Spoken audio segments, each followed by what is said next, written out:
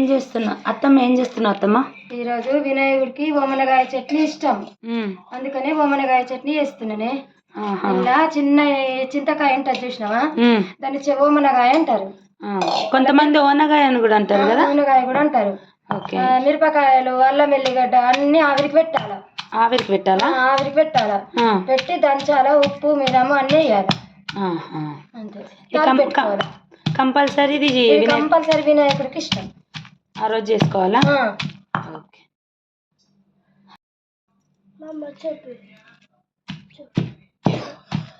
మళ్ళా రుబ్బుడు చట్నీ ఇష్టం. రుబ్బుడు చట్నీ మంచిగా ఉంటుంది, దంచిన చట్నీ మంచిగా ఉంటుంది.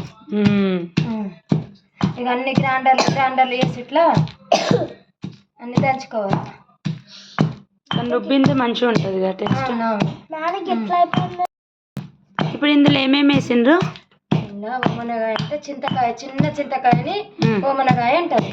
మిరపకాయలు, పచ్చిమిరపకాయలు, అల్లం ఎల్లిగడ్డ పేస్ట్, మళ్ళీ ఇంకేది కొత్తిమీర, కరివేపాకు, ఇవన్నీ ఆవిరికి పెట్టిందా? ఆవిరికి పెట్టాలి.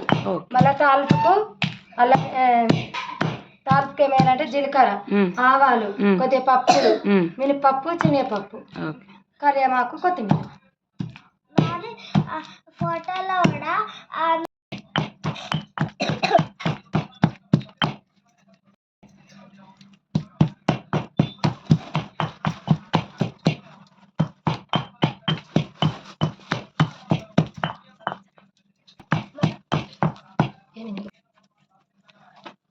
ఇదంతా తాలు పెట్టాలి.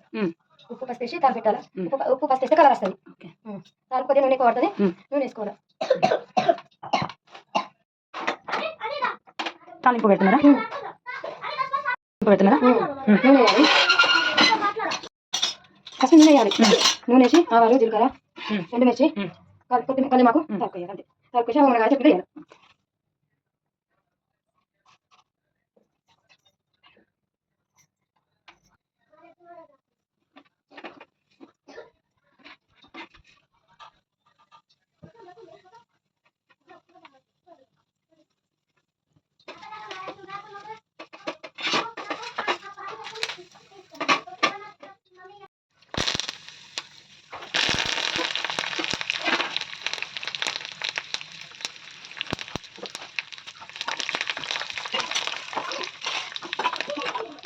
మంచిగా కదా, ఇలా మంచిగా